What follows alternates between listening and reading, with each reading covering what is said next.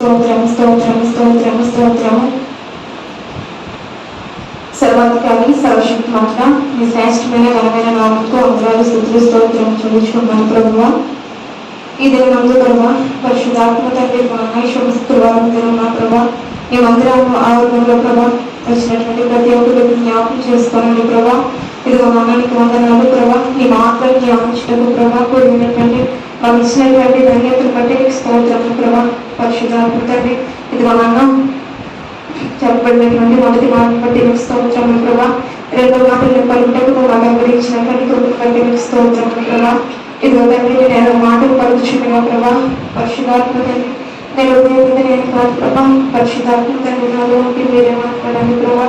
పరిశుద్ధాత్మ నాకు కావాల్సినటువంటి ధైర్యంలో ప్రభా మాటలు వివరించడానికి కావాల్సిన జ్ఞానాత్మ నాకు దయచేయండి ప్రభా.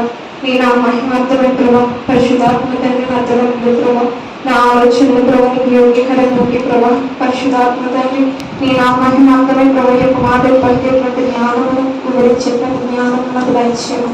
యేసయ్య శక్తిలో నమ్ముకోతున్నాను తండ్రి. ఆమేన్.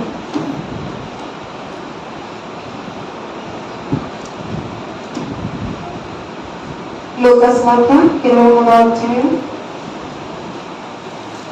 43వ వచనం.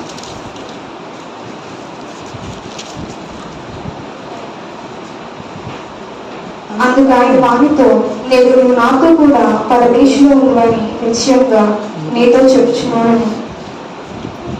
దేవుడు యేసుక్రీస్తు ప్రభు గారు మన కొరకై సిలువలో మరణించిన తర్వాత మనకి పాపులైనటువంటి మనకి రక్షణ అనేది వచ్చింది. మరి ఈ లోకంలో ఆయన జీవిస్తున్నప్పుడు అనేకమైనటువంటి ఉపమానాల ద్వారా అనేకమైనటువంటి బోధన ద్వారా ఆయన కూర్చిన వివరణ అనేది ఆయన ఎందుకైతే వచ్చాడో, ఎందుకైతే మన కొరకు ప్రాణాన్ని పెట్టబోతున్నాడో అనేది అనేకమైనటువంటి మాటలు బోధలు ఆయన చేశారు. చేసిన తర్వాత ఆయన మరణానికి దగ్గరలో ఉన్నప్పుడు, తన ప్రాణాన్ని విడవడానికి దగ్గరలో ఉన్నప్పుడు ఆయన పలికినటువంటి మాటలు మనకి చాలా శ్రేష్టమైనవి. ఎవరైనా చనిపోయే ముందు వారు పలికినటువంటి మాటలు మనకి చాలా అవి చివరి మాటలు అంటారు కదా, అలా అవి మనుషుని మాటలకే మనం చాలా వాల్యూ ఇస్తాం.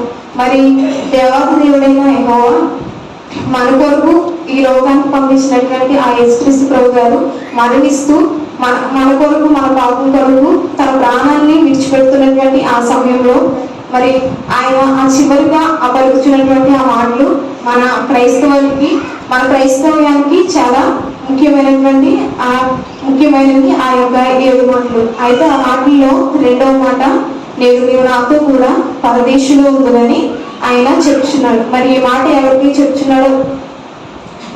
చెప్తున్నాడంటే రెండవ పక్కన ఉన్న యేసుక్రీస్తు ప్రభు గారి పక్కన ఒక 2 గదుపుడు దొంగల్ని ఆయన పక్కనే సిలువ వేశారు. అయితే రెండో వాడితో చెప్తున్నటువంటి మాట ఈ మాట, నేను నీవు నాతో కూడా పరదేశంలో ఉందని ఆయన చెప్తున్నారు.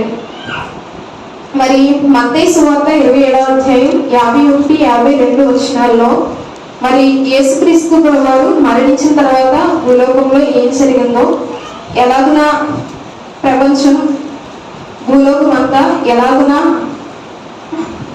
గంభీరంగా మారిందో అన్నది అక్కడ రాయబడి ఉంటుంది. మరి యేసుక్రీస్తు ప్రభు గారు మన కొరకు మరణానికి కారణం మన పాపం నుండి మనల్ని విడిపించడానికి ఆయన మరణించారు. అయితే యేసుక్రీస్తు ప్రభు గారు మన కొరకు మరణించక ముందు మరి దేవాలయము అనేది 3 భాగాల కింద ఉండేదండి. మొదటిది ఆవరణము, మరి రెండవది అతి పరిశుద్ధ స్థలము, పరిశుద్ధ స్థలంగా మరి 3 భాగాలుగా దేవుని మందిరం అనేది ఉండడం జరిగింది. మరి అయితే యేసుక్రీస్తు ప్రభు గారు మరణించిన వెంటనే దేవాలయం తెర అతి పరిశుద్ధ స్థలానికి మధ్య ఉన్నటువంటి దేవాలయపు తెర పైనుండి కిందకి చిరిగిందంటే దాని అర్థం ఏంటంటే, మనము ఆవరణానికి రావడానికి మాత్రమే మనం అర్హులమైనటువంటి మనము అతి పరిశుద్ధమైనటువంటి స్థలానికి కూడా మనం వెళ్ళడానికి మనము అర్హత అనేది మనకి దేవుడు తన యొక్క మరణం ద్వారా మనకి ఇచ్చారనమాట అండి. మరైతే యేసుక్రీస్తు ప్రభు గారు మరణించిన వెంటనే దేవాలయం తెర పైనుంచి కిందకి జరిగింది. మరి ఎవరైనా వ్యక్తి చనిపోయినప్పుడు అది మనకి ఒక బ్లాక్ డేగా, ఒక సాడ్ డేగా మనం చెప్పుకుంటాం. కానీ ఈ శుక్రవారం దినాన్ని మనము గుడ్ ఫ్రైడేగా మనము జరుపుకుంటున్నాం.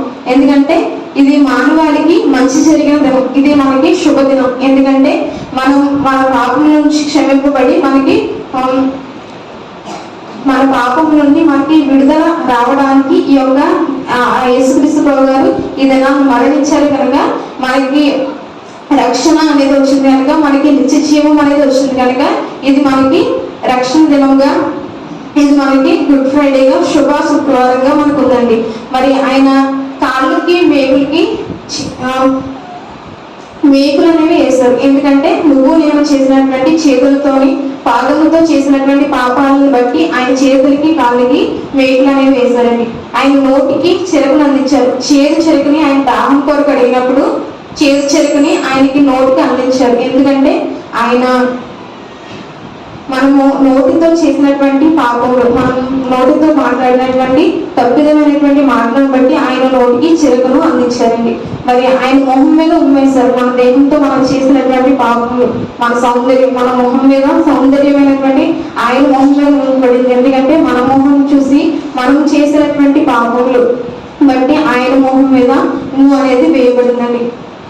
ముళ్ళ కిరీటాన్ని ఆయన శిరస్సు మీద పెట్టారు. ఎందుకంటే ఆయన మన శాపాన్ని, మన మీద ఉన్నటువంటి శాపాన్ని ఆయన తొలగించారు. మరి ముళ్ళ కిరీటం దేనికి సాదృశ్యం అంటే శాపానికి సాదృశ్యం. మరి మన మీద ఉన్నటువంటి శాపాన్ని పోగినట్లుగా ఆయన తల మీద ముళ్ళ కిరీటం అనేది పెట్టారండి. ఆయన కార్చినటువంటి రక్తం ద్వారా మన పాపం అనేది తొలగింపబడుతుందండి. మరి మత్తయి సువార్త 23వ అధ్యాయం 39వ వచనంలో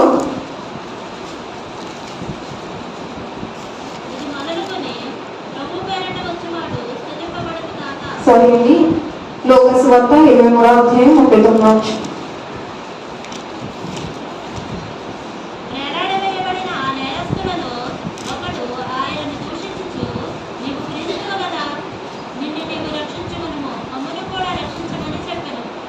చాలండి.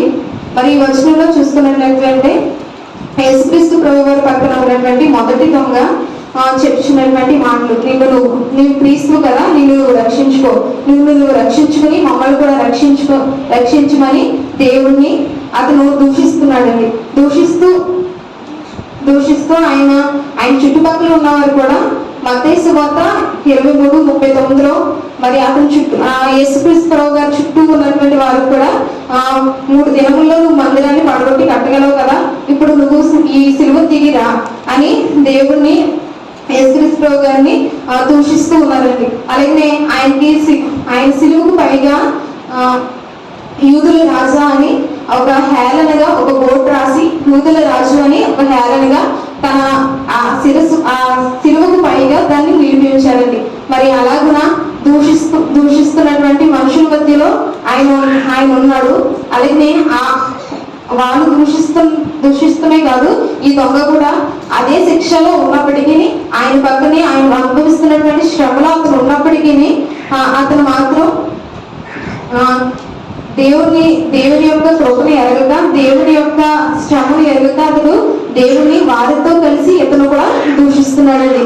దూషిస్తూ నువ్వు క్రీస్తు కదా, నువ్వు రక్షించుకో, నన్ను కూడా రక్షించు అని యేసుక్రీస్తు ప్రభు గారిని దూషిస్తున్నారు. మరి నోవహు దినములలో కూడా అంతే కదండి. మరి నోవహు గారు చెప్తారు, 40 దినములు వర్షం భూమి మీద రాబోతుంది, మీరు మారు మనసు పొందండి, దేవుని అంగీకరించండి, అనేకమైనటువంటి దినములు ఓడలు తయారు చేస్తూ సువార్తను ప్రకటిస్తున్నప్పటికీ ఆ మనుషులు వినకుండా ఆ యొక్క జల ప్రళయంలో చిక్కుకుపోయారు. మరి రక్షణ అనేది వారికి దగ్గరలో ఉన్నప్పటికీ వారు పొందుకోలేకపోయారు. మరి యేసుక్రీస్తు ప్రభు గారు ఈ దొంగ కూడా చాలా సమీపంగా ఉన్నాడు, చాలా దగ్గరగా ఉన్నాడు. ఆయన పడుతున్నటువంటి శ్రమను అతను చూస్తున్నాడు. యేసుక్రీస్తు ప్రభు గారు అనుభవిస్తున్నటువంటి నిందలు అన్ని చూస్తున్నాడు. చూస్తూ కూడా అతను దేవుణ్ణి హేళన చేయడానికి, దేవుణ్ణి దూషించడానికి అతను ఇష్టపడుతున్నాడండి. కానీ అతను మారు మనసు పొందడానికి అతనైతే ఇష్టపడట్లేదండి. మరి రెండవ దొంగను చూస్తున్నట్లయితే అతను పలుచున్నటువంటి మాటలు, అయితే రెండవ వాడు వాడిని గద్దించి, నీవు అదే శిక్షావిధిలో ఉన్నావు గనుక దేవునికి భయపడవా? మనకైతే ఇది న్యాయమే. నేను చేసిన వాటికి తగిన ఫలము పొందుతున్నాను గాని ఈయన ఏ తప్పిదములో చేయలేదని చెప్పి. చూడండి, మరి మొదటి దొంగ అయితే దేవుని నామాన్ని దూషించడానికి సూచనగా ఉన్నాడు. కానీ రెండవ దొంగ అయితే దేవుని ప్రార్థించి పాపాన్ని ఒప్పుకొని దేవుని రాజ్యాన్ని స్వతంత్రించుకునేటువంటి మనసు గల వ్యక్తిగా అతను ఉన్నాడండి. మరి రెండవ దొంగ సుంకరి చేసినటువంటి ప్రార్థన వలె అతను చేస్తున్నాడండి. మరి పరిసయ్యుడు సుంకరి దేవుని మందిరంలో ఉన్నప్పుడు సుంకరి నీ ఎదుటకు కన్నులెత్తుటకైనను నా కన్నులెత్తుటకైనా నేను సరిపోను, ఆకాశం వైపు కన్నులెత్తుటకైనా నేను సరిపోను అని అతను చెప్పుచు, నేను పాపిని ప్రభు అని అతను చెప్పుచున్నాడు. సుంకరి వలె ఇతను కూడా తన ప్రార్థన చేస్తున్నాడండి. ఏ రీతిగా అంటే, మనకైతే ఇది న్యాయమే, మనం చేసినటువంటి పాపానికి తగిన ఫలమే మాకు వస్తుంది, కానీ ఈయన ఏ పాపం చేయలేదు అని అంటూ, నీ రాజ్యంలో వచ్చినప్పుడు నన్ను కూడా జ్ఞాపకం చేసుకో ప్రభా, నన్ను కూడా నువ్వు జ్ఞాపకం చేసుకో, నీ రాజ్యంలో నాకు చోటు ఇవ్వని ఈ ఒక రెండవ దొంగ ప్రార్థన చేస్తున్నాడండి. మరి ప్రార్థిస్తున్నప్పుడు ఆ దొంగ ఇంటి రీతిగా దేవుని ఎదుట తగ్గించుకుని దేవుని యొక్క మహిమను ఎరిగి, దేవుని యొక్క ప్రభావాన్ని ఎరిగి, దేవునిలో ఉన్నటువంటి మనసును, దేవునికి ఉన్నటువంటి ఆ యొక్క తీవ్రమైనటువంటి స్థితిని చూసి ఆ యొక్క దొంగ అక్కడికక్కడే మారు మనసు పొంది దేవుణ్ణి తన రాజ్యంలో చూడమని మరి బ్రతిమాలుకొంచున్నాడండి. అలాగే బ్రతిమాలుకొంచున్నప్పుడు దేవుడు పలికినటువంటి మాటే, నేడు నువ్వు నాతో కూడా పరదేశంలో ఉండు అని మరి దేవుడు అయితే ఆ మాటను పలికడండి. మరి మనం బాప్తిసం పొందుకున్నాం, మనము రక్షణ పొందుకున్నాం, అనుదినము దేవుని మందిరానికి వస్తున్నాం, కానీ మనం దేవుని యొక్క రాజ్యాన్ని చేరుతామన్న గ్యారెంటీ మనకు ఉందండి. ప్రతిరోజు ప్రార్థన చేస్తాం, ప్రతిరోజు మనము దేవుని మందిరంలో ఉంటాం, దేవునికి సమీపంగా ఉంటాం. ఆ దొంగ వల్ల మనము ఎలాంటి బయట పనులు అయితే మనం చేయం, కానీ మనం దేవుని దగ్గరగానే ఉంటాం, కానీ వెళ్తామన్న గ్యారెంటీ మనకు లేదు. కానీ అతడు చివరి క్షణంలో అతడు ఒక అరగంటలో మరణం అయిపోతాడు. ఒక అరగంటలో ఆ యూదుల వారిని ఏం చేస్తారో తెలియదు. మరి మొదటి దొంగ అయితే తన తన తన యొక్క జీవితాన్ని వ్యర్థం చేసుకున్నాడు, కానీ రెండవ దొంగ అయితే దేవుని యొక్క రాజ్యానికి వెళ్ళడానికి అతనైతే చక్కని టికెట్ అయితే అతను పొందుకున్నాడు. మరి ఆ యొక్క దొంగ ఆ యొక్క పలికినటువంటి మాటలను బట్టి దేవుడు అతనికి ఆయన రాజ్యంలో ఉన్నటువంటి అవకాశాన్ని దేవుడు అయితే ఇచ్చాడు. మరి ఇచ్చినటువంటి ఆయన ఆ యేసుక్రీస్తు ప్రభువు గారు ఆ మాటలు పలకడానికి, ఆ దొంగ నిమిత్తమై ఆ రాజ్యానికి దేవుని రాజ్యాన్ని పొందుకోవడానికి అతనిలో ఉన్నటువంటి ఒక 7 లక్షణాలు అయితే మనం చూద్దాం. మరి మొదటిదైతే అతడు యేసుక్రీస్తు ప్రభు పట్ల ఉన్నటువంటి తన అభిప్రాయాన్ని మార్చుకున్నాడండి. మరి మొదట ఈ దొంగ కూడా అప్పుడు చుట్టుపక్కల ఉన్నటువంటి వారు ఎలాగైతే దూషిస్తున్నారో, మరి వేరే పక్కన మొదటి దొంగ అయితే ఎలాగైతే దూషించాడో సేమ్ అలాగే ఇతను కూడా దేవుణ్ణి దూషించినటువంటి వ్యక్తే మొదట. కానీ తన యొక్క అభిప్రాయాన్ని, మరి యేసుక్రీస్తు పట్ల ఆయనకు ఉన్నటువంటి అభిప్రాయాన్ని అతన్ని మార్చుకున్నాడండి. మరి మత్తయి సువార్త 27:44 చూసుకున్నట్లయితే,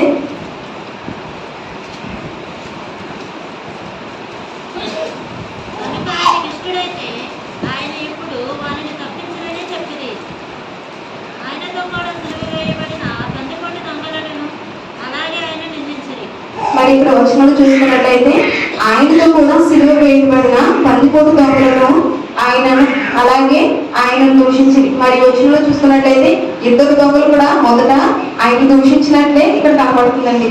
మరి మొదటి దొంగ అయితే ఇంకా దూషిస్తూనే ఉన్నాడు, కానీ రెండవ దొంగ తన అభిప్రాయాన్ని మార్చుకుని, తన ఆలోచన విధానాన్ని అతడు మార్చుకుని, అతడు తన యొక్క మాట తీరు మార్చుకుని, నీవు కూడా ఇదే శిక్ష విధిలో ఉన్నావు కదా, నువ్వు దేవుడికి భయపడవా అని మరి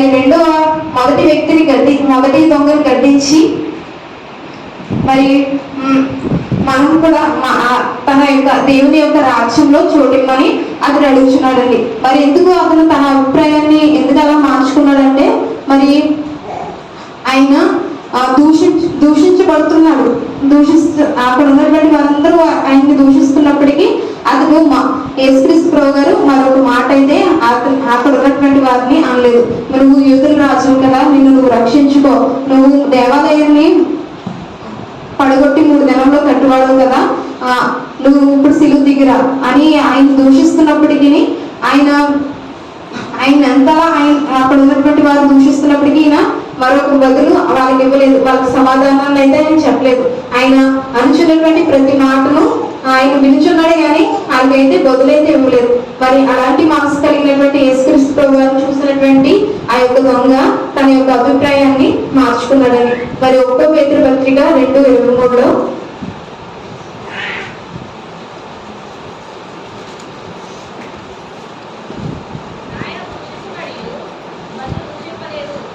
చూడండి. మరి ఇక్కడ చూసుకున్నట్టయితే ఆయన దూషింపబడి బదులు దూషింపలేదు.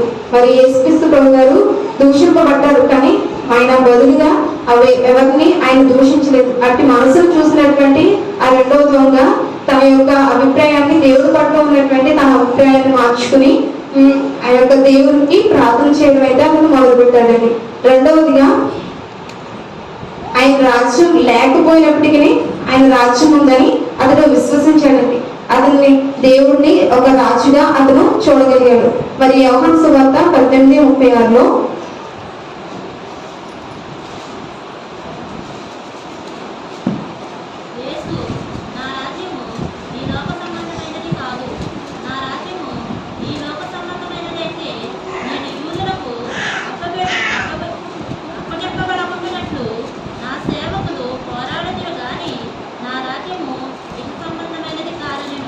చూడండి.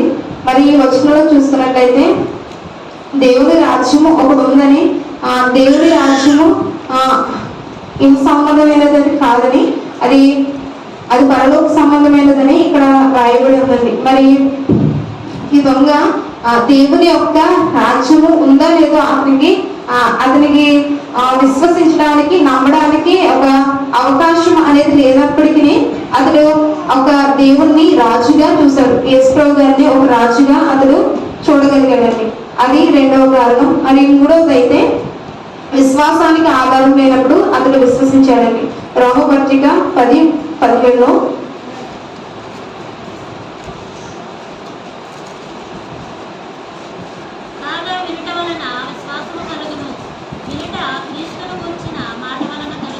చూడండి. మరి వచనంలో చూస్తున్నట్లయితే వినుట వలన విశ్వాసం కలుగును, వినుట క్రీస్తుని గురించిన మాట వల్ల కలుగును.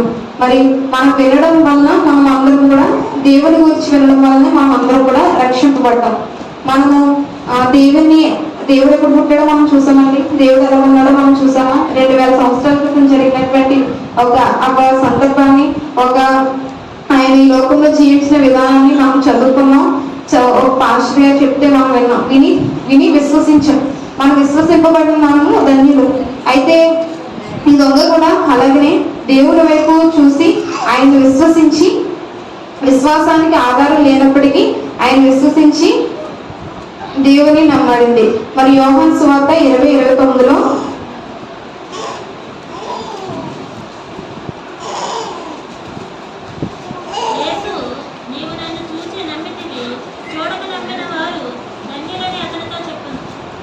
చూడండి. మరి వచనంలో చూస్తున్నట్లయితే యేసు నువ్వు చూడక నమ్మితివి కానీ చూచి నమ్మితివి కానీ చూడక నమ్మిన వారు ధన్యులని ఇక్కడ రాయబడి ఉందండి. మరి ఇక్కడ మనము చూడకుండానే దేవుని యందు విశ్వాసాన్ని మనం నిలిపించాం. కాబట్టి ఇక్కడ ఈ దొంగ అయితే తన యొక్క విశ్వాసానికి ఏ విధమైనటువంటి ఆధారం లేనప్పటికీ అతడు దేవుని యందు విశ్వాసం ఉంచాడండి. మరి 4వదిగా చూసుకున్నట్లయితే అపవాది వలె దేవుణ్ణి నిందించడం అతడు మానేశాడండి. మత్తయి సువార్త 4వ అధ్యాయం 6వ వచనంలో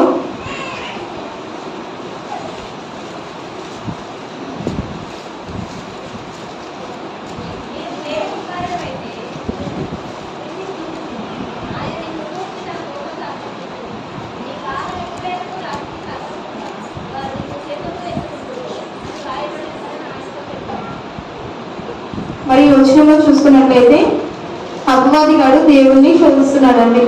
నువ్వు దేవుని కుమారుడు అయితే ఇక్కడ నుంచి కిందకి దూకే, దేవుడు నువ్వు దేవుని కుమారుడు కదా, నిన్ను దేవుడు రక్షిస్తాడు అని ఆయన్ని దూషిస్తున్నాడు. మరి అక్కడ ఉన్నటువంటి ప్రజలు కూడా ఆ అపవాది వలె దేవుణ్ణి దూషిస్తూ ఉన్నారు. ఏమని అంటే, నువ్వు యూదుల రాజు కదా, ఈ సిలువ నుండి కిందకి దిగిరా, నీ దేవుడు నేను రక్షిస్తాడు కదా అని ఆయన్ను దూషిస్తున్నారు. అపవాది వలె ఆయన దూషిస్తున్నారు. కానీ ఈ రెండవ దొంగ అయితే దేవుణ్ణి దూషించడం మానేసి దేవుని ఆత్మ చేత స్పందించబడిన వాడే తన యొక్క ఆలోచన మార్చుకుని తన ఆత్మ రక్షణ కొరకే అతడు ప్రార్థించడం ప్రారంభించాడండి. మరి 5వదిగా దేవుని చిత్తానుసారంగా అతడు ప్రార్థన చేశాడండి. మరి 1వ యోహాను 5:14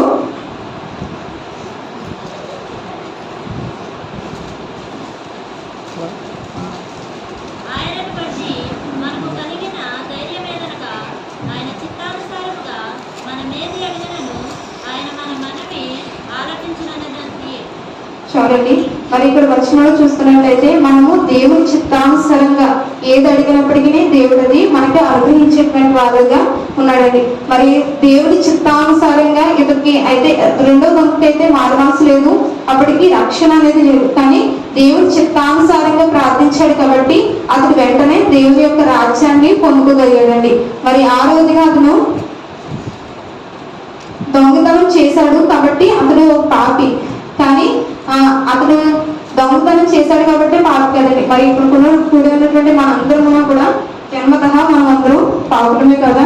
మరి ఇక్కడ ఇతను దొంగతనం చేశాడు కాబట్టి పాపి కాదు. మరి యేసుక్రీస్తు ప్రభు గారు తనలో ఉన్నటువంటి ఆ దొంగతనపు ఆ స్వభావాన్ని చూడలేదు, కానీ అతడు జన్మతః పాపి అనే ఆ విషయాన్నే దేవుడు చూశాడు కాబట్టి అతడు దేవుని యొక్క రక్షణ అనేది దేవుని రాజ్యంలో చోటు అనేది దేవుడు ఇచ్చాడండి. మరి రోమపత్రిక 5వ అధ్యాయం 19వ వచనంలో,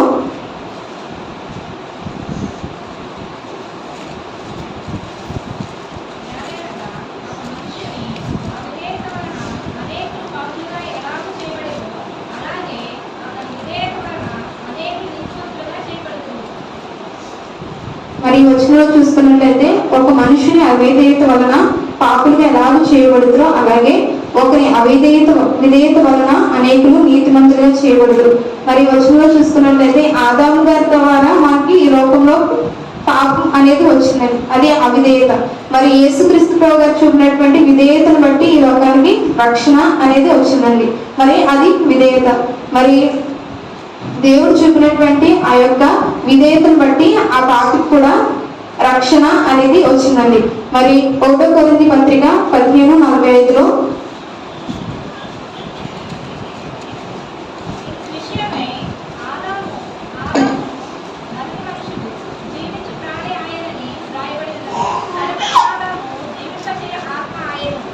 చదువుతుంది. మరి ఈ వచనం చూసుకున్నట్లయితే మొదటి మనుషుడు మొదటి ఆదాము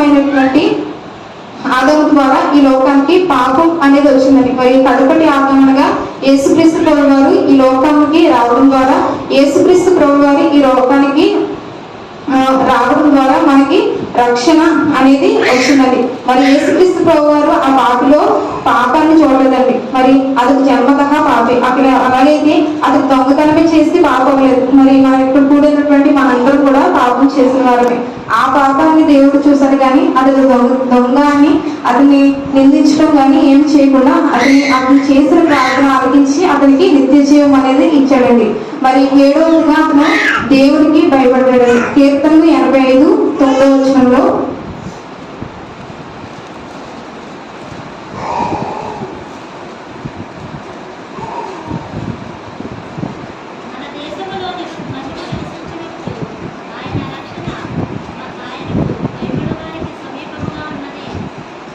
వచనంలో చూస్తున్నట్లయితే ఆయనకు భయపడే వారికి ఆయన ఇచ్చేటువంటి రక్షణ అనేది సమీపంగా ఉంది. మరి 2వ దొంగ ఏం చేస్తున్నాడు?